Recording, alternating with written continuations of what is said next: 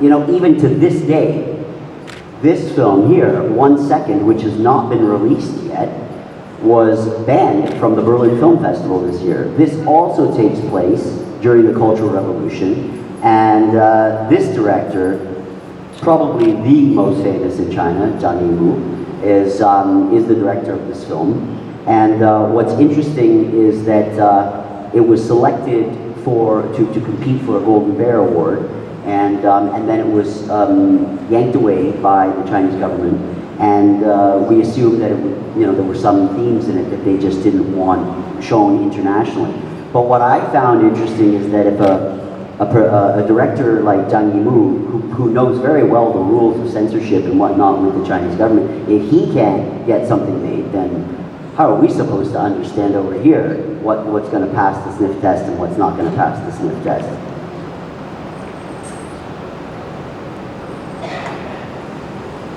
So Zhang Yimou and Chen Kaige are from a group of directors called, this is in the Beijing Film Academy. They're from a group of directors that are known as the Fifth Generation. The Fifth Generation is a very small, exclusive group. I mean, Zhang Yimou and Chen Kaige, they're the top 2 directors from this group. And they are graduates of the Beijing Film Academy, known as the BFA. The Beijing Film Academy produces probably some of the best filmmakers from China. And what I found really, really ironic, I'm going to show you this room here. So Beijing Film Academy, remember, is a state-owned public university. Very difficult to get into. It's open to the public, but it's very hard to get into. Now this room is the room you walk into. They have a mini museum when you walk into the university, and it's filled with awards. Now some of them are local awards, but many of them are international. You'll see some Golden Bear Awards, you'll see Palme d'Or Awards. What I found very ironic is that the Palme d'Or that they won for the banned movie of Farewell My Concubine is sitting in their gallery there. Now, when people think of Chinese film, they think of Chinese film. You know, it used to be that if you were about to go to Blockbuster and rent a movie, it was kind of like saying, what do you want to eat for dinner tonight? If you're not Chinese, you know, you don't eat Chinese food all the time. And you might say, let's have Chinese tonight. Well, the same thing was like that for film. You know, let's watch a Chinese film tonight. Well, that's what these films were for. You know, Crouching Tiger, House of Flying Daggers, that's what Chinese films were known for. Once in a while, they would come up with a great film.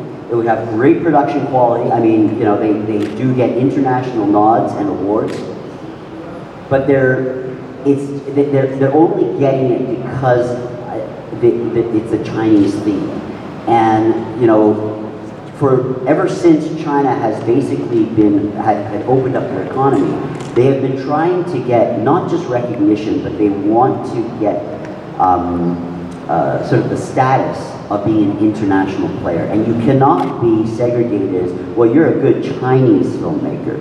You know, you do good Chinese themed films. Because the moment you get you know, slotted into somebody who basically makes, you know, kung fu movies, then you really aren't going to get very far, as you know, when it comes to international recognition.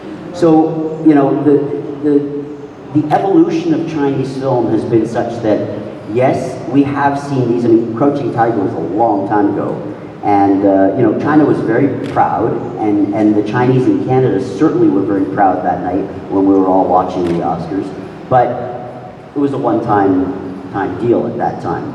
So then what happened with the next wave of Chinese films was they started to essentially make copies. So has anybody seen this movie, Cruel Intentions? Okay, well, it's a pretty good movie. It's a Hollywood movie, but this movie, which actually premiered at TIFF, Dangerous Liaisons, is an identical movie. The story is absolutely identical, except Dangerous Liaisons takes place in Shanghai in the 1920s, and it has a Chinese ending. Somebody dies, and it takes them like 25 minutes to die.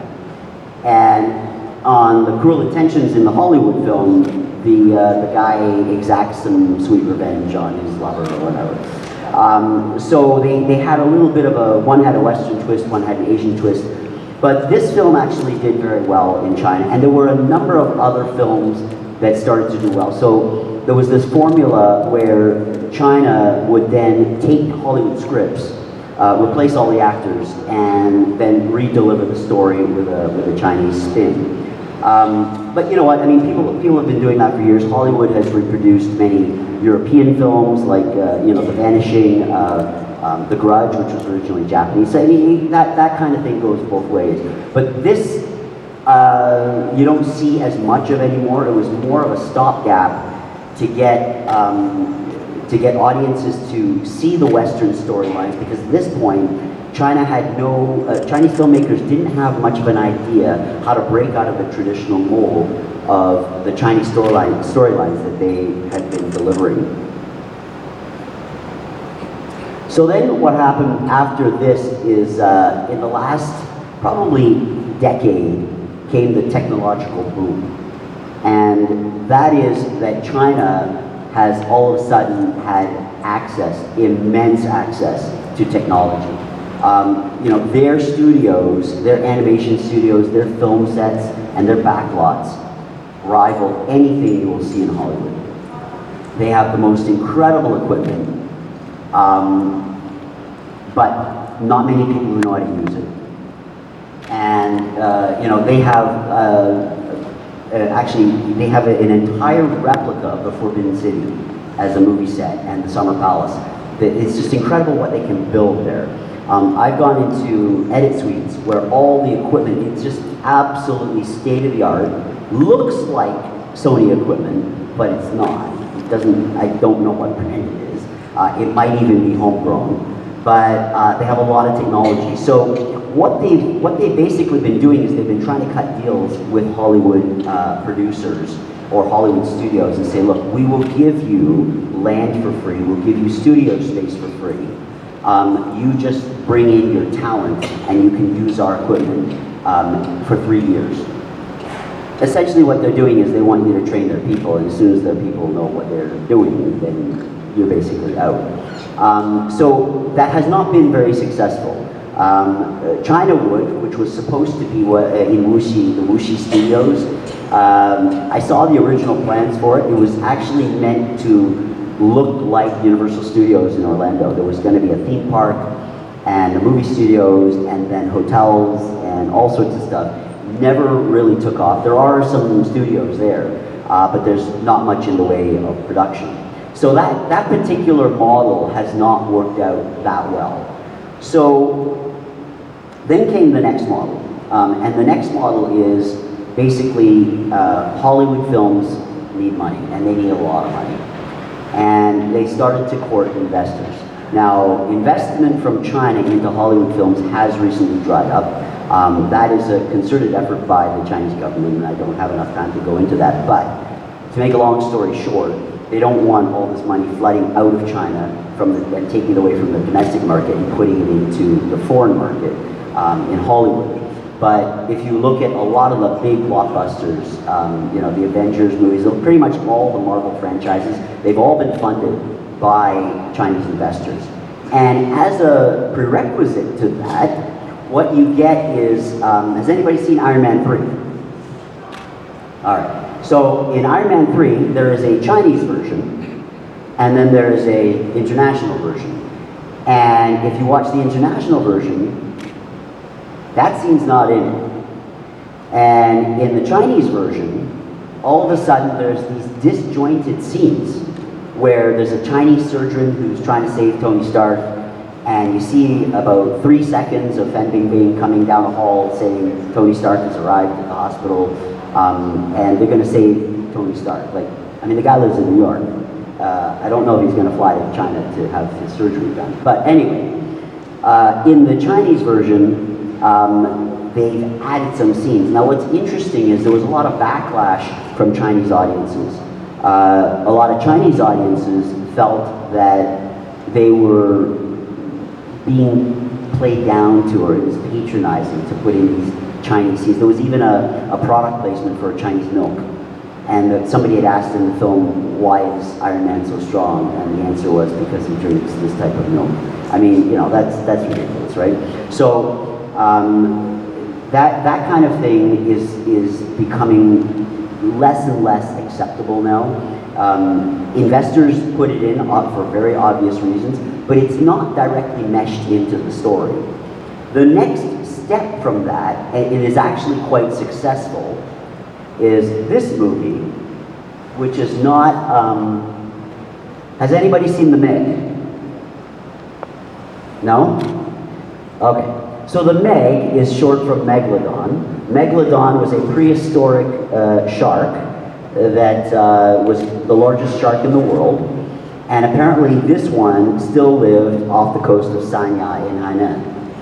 And so the entire movie takes place in Sanya.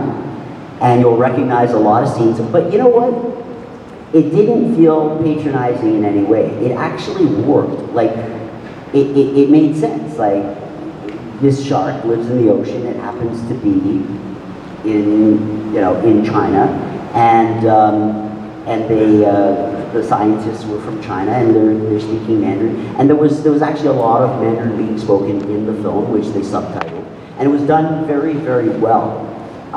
So I think we're going to start seeing more of this type of film that comes out, where it's a complete integration. We're not seeing sort of this, these token scenes just to, that's very blatantly trying to get investment. So when it comes to Canada, I mean, what do we, how do we possibly get involved? Most of the stuff I'm talking about is the U.S. And for many of you who know the Chinese film industry, there's a quota system, and there's only a certain number of films, foreign films, and I'm not talking about American films, there's a certain number of foreign films allowed to be shown in China as a wide release. So I believe in 2017 there were 34 or 37 sort of split profit foreign releases, and then there were another 40 where they paid a flat fee. That's still, when you think of the number of movies that come out every year from foreign producers, that's not a lot of films being played in China. So when you go to China and you see foreign films, it's usually the big ones. Last year it was Thor, Wonder Woman, Pirates of the Caribbean. They're not bringing in the small stuff, they're bringing in the big stuff. Because in most cases, when you talk about revenue outside of the US market, China sometimes accounts for more than 50% of the money that's made by any American film that comes out. So in Canada, what do we do here? Well, you know what? We do support Chinese film with film festivals. We have, of course,